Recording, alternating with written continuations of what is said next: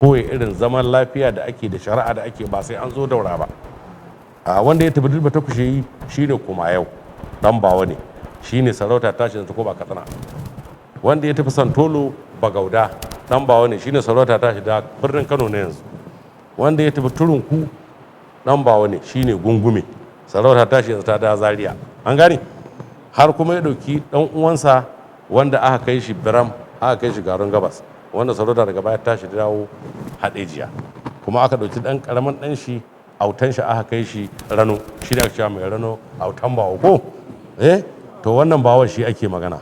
To shi ya raba diyan shi a wannan kasashe da ake kira Hausa bakwai. An gane? Wannan su ne ake cewa Hausa bakwai, saboda ga su da lokacin da aka kai su da kuma garuruwan da aka kai su.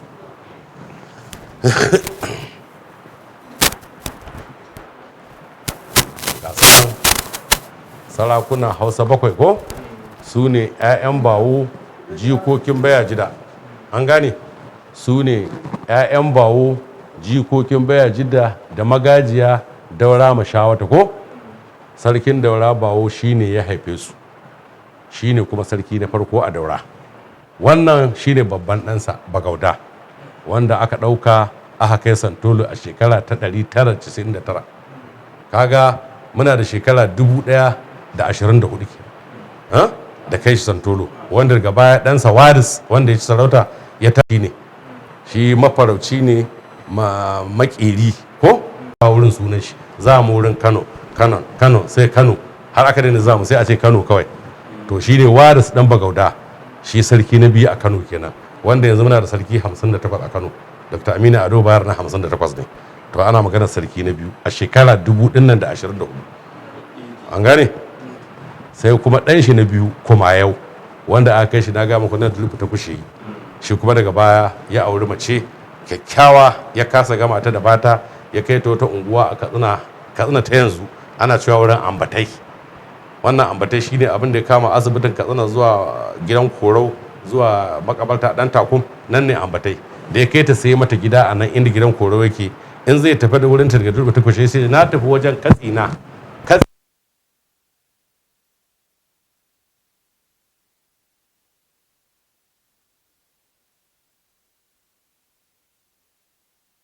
ne ko an gane. Kanau shine a makta Kano aka yanke, kuma kai da fadi shi dan gayya ne, gayya kuma shine sarkin gayya na farko, saboda shine gayya ta girma Kano. An gane a tarihinci, saboda an fara yin garin gayya kafin ai Kano, amma gayya ba taɓa samun mulkin kai ba sai zamanin wannan Dr. Umar Abdullahi Ganduje Kadimin Islam. Shi yasa muke gode mas an tada wannan sarauta ta gaya, ita ma ta zama sarki mawukayyanka. Wannan ci gaba ne a ƙasa, ba taɓa samu kullum ƙarshen Kano take, amma za a ce sarkin gaya amma hakimi ne a Kano. An gane? Sarkin gaya za a ce sarkin Musa hakimi ne a Katsina. An gane? To amma shi ma sarkin gaya amma hakimi ne a Kano. An gane? Sai wannan lokacin ta samu wannan dama, wanda muna tsammanin kuma ba mu san yadda Allah zai ba. Yawa sai mu taho Zazzau, shi kuma wannan gungume shine dan bawo na uku, amin na hudu. Shine aka dauka aka kai shi Turunku, can aka fara sarauta, ba garin Zaria na yanzu ba. Abin da ya faru daga Turunku sai ruwa ci Turunku, da ruwa ci Turunku lokacin sarkin Zazzau Habu Jatau, shekara kamar kusan 700 ko 8 da ta wuce. Saboda ka sai ya tashi sai ya koma wani gari ya ce Kufaina. An gada Kufai tsohon gari, tsohon wuri. To shi ne Kufai an taba zama a wurin aka tashi, to shi ne babu kuwa sai aka tara shi sai ya zauna a Kufaina. Wannan Kufaina akwai dutse a wurinta, babban dutse cikakke, wanda wannan dutse na Kufaina in ka hau bisansa yanzu haka za ka ga birnin Zazzau birnin Zaria gaba ɗaya. An gane? To daga nan kuma sai Amina sarauniyar Zazzau. Amina ba sarki ba ce, ubanta ne sarki Sula na Turunku kenan. Sarkin Zazzau Sula na Turunku shine uban Amina, amma ta yi amfani da dama ta yi yaƙe-yaƙe a matsayin ta daɗiyar sarki. Shi yasa an ka duba sarakunan Zazzau da aka yi tun daga gungume har zuwa ambasada Ahmad na yanzu, sarki 59 aka yi a Zazzau, amma ba za ga sunan Amina ba.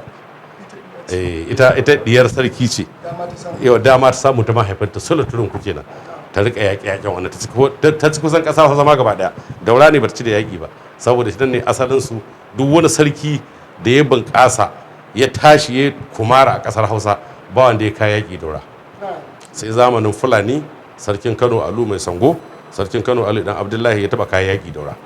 Amma duka sarkin da aka yi a kasar Hausa babu wanda ya taba kayan yaki daura saboda daura ce uwa ba zai yi wa kayan yaki wurin ba.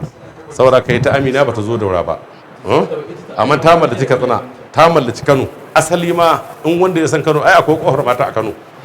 To asalin kofar mata ita ta shigo Kano da yaki, ta shigo hasken garin Kano. Sai ta koma inda asibitin Murtala yake yanzu. Sai ta sa aka zara garu. Sai ta ce duk macen da ke Kano ta fita ta wannan kofar ta mata ce kawai ta fita. To kamar ni din ne ya sauke rawanin nan a dora mun aligogoro an gane an to ina haka ni ma wallahi to ka tsaya yanka ka za a wannan lokacin in aka kama aka ci da yaki yanka ake duk wannan mai karfi duk wanda ke wurin aka ci da yaki sai an yanka shi saboda ai mai karfi ne kila dogara ne a ce tsoho da shi ba za a yanka ba to amma ita saboda mace ce sai ta ce mata su ta wannan kofar to shine kowa ka zo ka ga yawa asalin kofar mata kenan da Kano sarauniya Amina ita ta yi ta shi yasa ake cewa nan kofar mata da aka jima sai ta ce ina mazan suke ne ce Allah baki nasara ai duka dai an baci gari an baci gari aka ce ai maza aka ce ai su ne wannan lullubin dogon lullubin nan din mazan ne